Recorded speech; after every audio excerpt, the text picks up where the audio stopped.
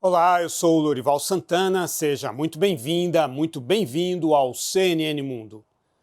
O governo francês encomendou a um grupo de cientistas um estudo importante. A proposta era avaliar se o acordo comercial entre Mercosul e União Europeia poderia incentivar o desmatamento da Amazônia e do Cerrado. A resposta foi sim. Por isso, a França decidiu não endossar o acordo tal como está escrito. Um brasileiro participou do estudo.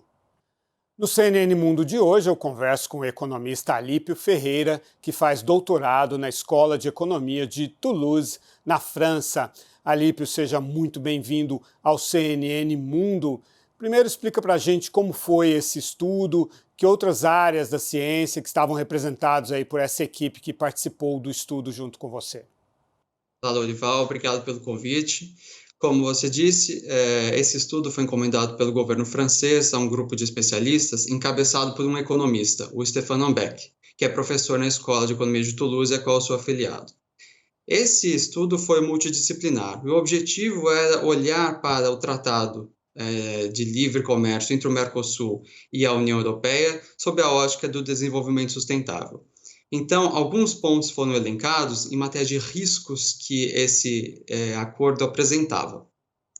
Um dos pontos, como você mencionou, diz respeito ao desmatamento. Mas outros pontos também eram discutidos, por exemplo, questões fitossanitárias, de segurança ao consumidor europeu e algumas questões puramente econômicas também. Então, eu diria essas três óticas: a ótica puramente econômica, de ameaça a alguns setores da economia europeia, sobretudo a agricultura, que é um pouco mais impactada negativamente, a questão da segurança ao consumidor, pela diferença das normas fitossanitárias, e a questão do desmatamento, que de fato é a mais grave e que o relatório critica mais duramente. Exatamente. O foco principal pareceu ser a questão da pecuária, né? Como o gado tem sido uma forma de desmatar ali essas áreas, esses biomas, o Cerrado e a Amazônia. E o governo brasileiro, assim como o setor agropecuário, afirma que não há necessidade de desmatar. Só com ganhos de produtividade eles conseguem aumentar a produção e atender ao consumo da União Europeia. O governo brasileiro ainda argumentou numa nota o seguinte, que existe a rastreabilidade, que só a carne produzida em áreas que não têm desmatamento é que é exportada. Mas a visão de vocês, a advertência que vocês fazem, vai numa direção mais factual do que está acontecendo no mundo real, não é, Alípio? Exatamente. O governo brasileiro lançou uma nota, alguns dias atrás, o Ministério da Agricultura e o Itamaraty, que contém pontos em resposta a esse relatório. A nota é uma nota boa, ela faz alguns argumentos que são verídicos. Como você mencionou, um dos argumentos é que a pecuária tem ganhos de produtividade e o governo alega que seria possível acomodar o aumento da demanda por carne bovina só pelos ganhos de produtividade. Ela também responde essas questões fitossanitárias, dizendo que é possível que a produção exclusivamente dedicada à Europa seja isolada e cumpra as normas europeias. No entanto, é verdade também que, apesar dos ganhos de produtividade que têm sido observados na pecuária brasileira ao longo das últimas décadas mesmo, o desmatamento continua aumentando e nos últimos anos, desde 2013 aproximadamente, se acelerou. Portanto, o relatório ele faz um cenário com relação ao desmatamento que eu diria que é um cenário pessimista, porém plausível, porque é um cenário em que se considera que a liberalização do comércio aumentaria de forma moderada a produção de carne no Mercosul e que essa produção aumentada se daria em parte por aumento de produtividade, ou seja, o relatório leva em conta aumento de produtividade na pecuária, porém, ele também levaria a uma pressão maior sobre o desmatamento. A questão é que, se ele leva uma pressão maior sobre o desmatamento, isso implica um dano ambiental que pode ser mensurável economicamente, por conta dos efeitos climáticos que isso acarreta, e o dano em termos econômicos é muito alto, capaz inclusive de reverter a análise custo-benefício e tornar o tratado mais danoso do que benéfico. Pois é, a nota assinada pelo Itamaraty e pelo Ministério da Agricultura argumenta que entre 2004 e 2012 houve aumento de produção com diminuição do desmatamento. E, de fato, foi um período em que um governo anterior, de fato, fez esse esforço, né, para evitar o desmatamento. O governo do ex-presidente Lula, com a ministra Marina Silva, na época ministra do Meio Ambiente, em conflito, inclusive, com a área agrícola. Mas, como você diz, a partir de 2013 é que a realidade mudou, não é isso? Correto. Como eu disse, a nota ela traz alguns elementos factuais que são importantes lembrar. O Brasil ele tem um histórico que é admirável em algum sentido de ter reduzido o desmatamento dramaticamente desde o fim dos anos 90, início dos anos 2000 até os dias de hoje.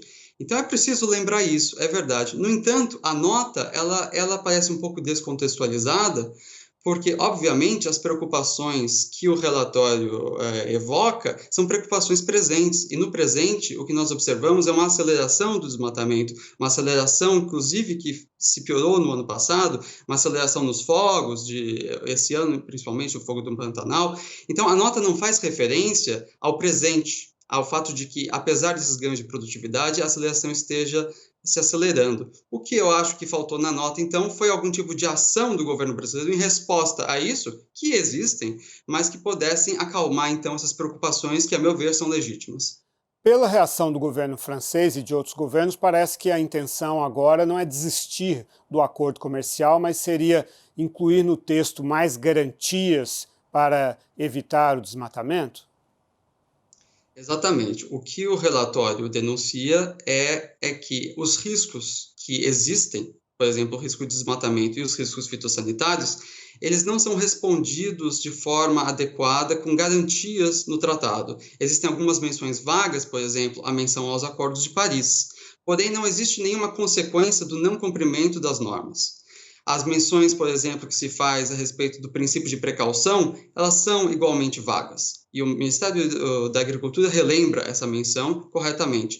Porém, não há consequências, não há punições para o fato de um país não cumprir os seus engajamentos ambientais. Então, o que se propõe é que o acordo seja renegociado de forma a haver esse tipo de consequência, ou então que haja, ao lado disso, algum tipo de negociação para reduzir o desmatamento ou criar mecanismos de garantias nesse sentido. O presidente Jair Bolsonaro disse na ONU que o desmatamento tem muito a ver com desinformação e o governo, o vice-presidente Hamilton Mourão, tem acusado o protecionismo, que tem usado essas questões.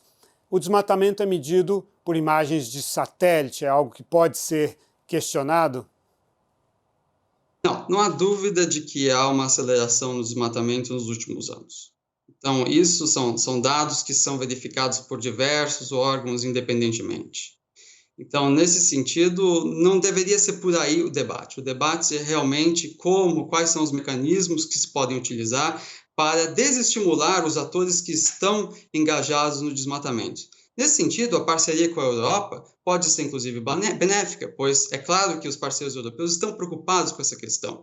Nesse sentido, pensemos, então, em mecanismos mais criativos para incentivar os agentes econômicos que estão na Amazônia, gerando esse desmatamento, para que eles não tenham mais esse incentivo. Eu acho que o debate deveria ser mais por aí do que, obviamente, questionar os fatos ou questionar como que a tendência tem evoluído. O discurso acaba favorecendo os protecionistas, tanto na Europa quanto no Brasil. Claro, você tem razão. O que o governo fala, que existem tendências protecionistas, isso é verdade. Qualquer acordo comercial tem ganhadores e perdedores. Os perdedores vão se mobilizar contra esse acordo. O que acontece nesse acordo é que os setores protecionistas ganharam um aliado, que é o argumento ambiental. Agora, não podemos dar mais razão para esse argumento contra o acordo. Precisamos neutralizar esse argumento com ações efetivas. E um programa de metas de desmatamento, um programa claro, com compromissos, poderia acalmar a opinião pública e os governos europeus?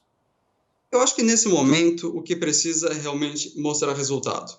Acho que o governo mostrou algum tipo de movimento em direção a tentar combater o desmatamento e os fogos, mas nesse momento há um certo descrédito, uma certa dúvida sobre o real engajamento do governo nesse sentido.